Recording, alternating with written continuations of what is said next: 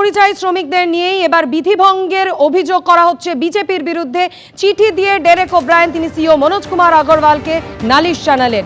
বিধিভঙ্গের অভিযোগ করা হচ্ছে তৃণমূলের কংগ্রেসের পক্ষ থেকে, যেখানে বলা হচ্ছে পরিযায়ীদের ফেরাতে বিশেষ ট্রেনের ব্যবস্থা করেছে বিজেপি। সুরাত থেকে বিশেষ ট্রেনে পরিযায়ীদের ফেরানোর ব্যবস্থা করেছে বিজেপি।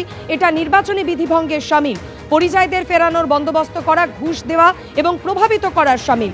এর বিরুদ্ধে ব্যবস্থা নিক নির্বাচন কমিশন, চিঠিতে দাবি ডেরেক ওব্রায়েনের। পরিযায়ী শ্রমিকদের নিয়ে বিজেপির বিরুদ্ধে বিধিভঙ্গের নালিশ তৃণমূলের।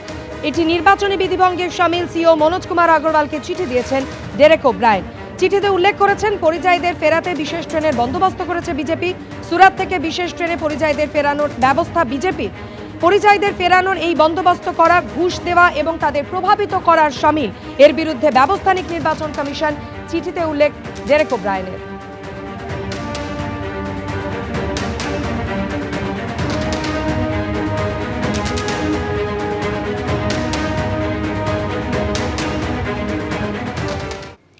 ভোট দিতে ভিন রাজ্য থেকে ঘরে ফিরছেন পরিযায়ী শ্রমিকরা। কাল প্রথম দফার নির্বাচন। 16টি জেলার 152টি বিধানসভা আসনে ভোট গ্রহণ হবে কাল। বিভিন্ন রাজ্য থেকে ট্রেনে করে ফিরছেন পরিযায়ী শ্রমিকরা। দিল্লি, বিহার, সিকিম সহ বিভিন্ন রাজ্য থেকে ফিরছেন পরিযায়ীরা। শিলিগুড়ি থেকে বাসে করে রওনা হচ্ছেন উত্তরবঙ্গের বিভিন্ন জেলায়।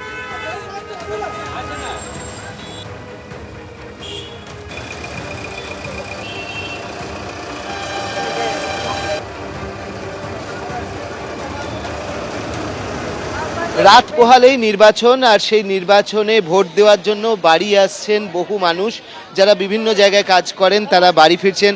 কাহা সে আ রহে আপ? बिहार से। बिहार से। किस लिए आए हैं? इलेक्शन। बिहार में क्या काम करते हैं? मेरा अपना फास्ट फूड है। अच्छा, फास्ट फूड का बिजनेस। क्या नाम आपका? मेरा सुदीप विश्वा। अच्छा, इधर कहाँ वोट है? इधर तो समसिंग टी गार्डन में वोट देना पड़ेगा। हर साल आते हैं या SIR के वजह से ये? मैं हर साल आता हूँ, एक बार भी मिस नहीं होता। एक बार भी मिस नहीं होता। তো আমরা দেখতে পাচ্ছি যে বিহারে কাজ করেন তারা ফিরছেন, পরিযায়ী যারা শ্রমিকরা রয়েছেন তারা ফিরছেন। পরিযায়ী বলতে যারা অন্য স্টেটেতে কাজ করেন তারা যেরকমভাবে আসছেন, সেরকম সিকিমের দিকেও যারা থাকেন তারাও কিন্তু ফিরছেন এখানে। এখানে অনেকেই আমরা দেখতে পাচ্ছি পুরো বাসের মাথায় রীতিমতো ভিড় রয়েছে, বাসের মাথায় রীতিমতো ভিড় রয়েছে এবং তারা ফিরছেন ভোট দেওয়ার জন্য। এখানে আমরা দেখতে পাচ্ছি প্রচুর মানুষ রয়েছেন।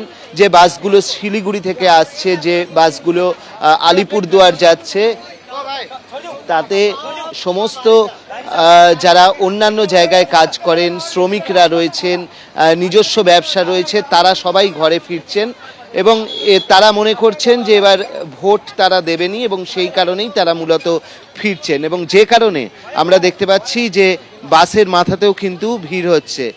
আমরা দেখছি এই শিলিগুড়ি এবং জয়গাঁ সেখানকার বাস, এবং সেই বাসে করে কিন্তু তারা সবাই ফিরছেন ভোট দেওয়ার জন্য। ক্যামেরায় প্রবীর সামন্তের সঙ্গে অর্ণব মুখোপাধ্যায়, ABP আনন্দ। প্রচুর ভিড়। তো এই ভিড়ের জন্য এত মানুষ হয়ে আছে, বিদেশ থেকে এসে দুঃখ কষ্ট করে আছে পরে, এই জন্য উপরে উঠে নিয়ে এসেছি।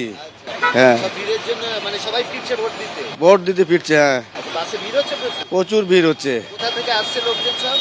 এগুলো সব ব্যাঙ্গালোর কোথায় কেরালা থেকে ঘুরে আসছে। ট্রেন তো পায়নি 3 দিন 4 দিন ধরে, এখন বাসেও কষ্ট করে যাচ্ছে। বিধানসভা ভোট সুষ্ঠু এবং অবাধ করতে একাধিক কড়া পদক্ষেপ নিয়েছে নির্বাচন কমিশন। এবার বাইক র্যালি নিষিদ্ধ করল কমিশন। পাশাপাশি মোটর বাইক চলাচলেও শর্ত সাপেক্ষে হ্রাস টানল নির্বাচন কমিশন। একই দিনে ভোটের দিন এবং তার 3 দিন আগে থেকে বন্ধ থাকছে মদের দোকান।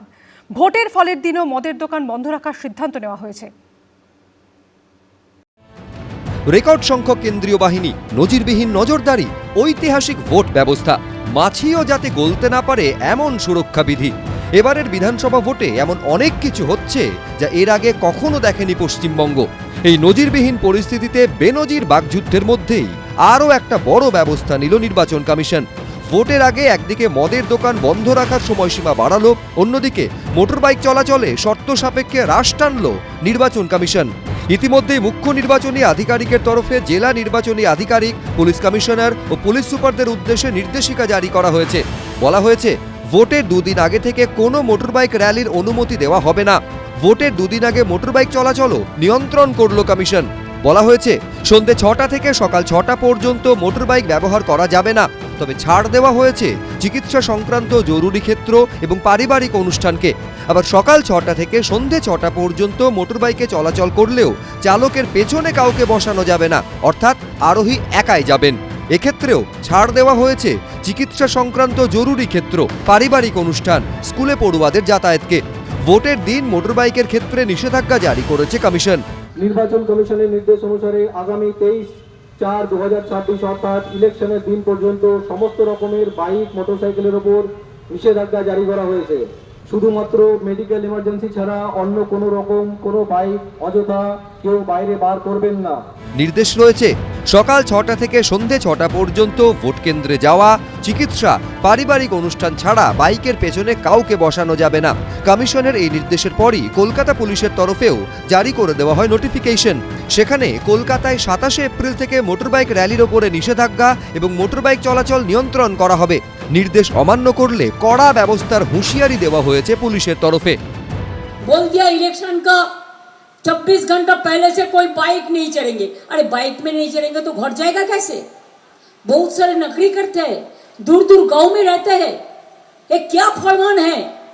ये फरमान नहीं है, बदमाशी है, बदमाशी, शैतानी है, शैतानी है। জনগণকে যে ভয়ের পরিবেশ তৈরি করে তৃণমূল কংগ্রেসের হারমাত বাহিনী, ভয়ের পরিবেশ তৈরি হওয়ার হাত থেকে হয়তো জনগণকে কিছুটা বাঁচানো যাবে। খেয়াল রাখতে হবে যারা বাইক ব্যবহার করে যারা রুজি রোজগার করেন তাদেরও যেন সমস্যা না হয়। তবে যদি কোনো ব্যক্তি এই নিষেধাজ্ঞা থেকে ছাড় পেতে চান তাহলে সংশ্লিষ্ট ব্যক্তিকে স্থানীয় থানা থেকে অনুমতি নিতে হবে বলে জানিয়েছে কমিশন। এরই মধ্যে আবার রাজ্যের কোনো কোনো জায়গায় ভোটের কতদিন আগে থেকে মদের দোকান বন্ধ থাকবে তা নিয়ে নির্দেশিকা জারি করেছে আবগারি দফতর। অন্যবার ভোটের দুদিন আগে থেকে মদের দোকান বন্ধ রাখা হয়, কিন্তু এবার সেই সময়সীমা 48 ঘন্টা থেকে বাড়িয়ে 96 ঘন্টা করে দেওয়া হয়েছে।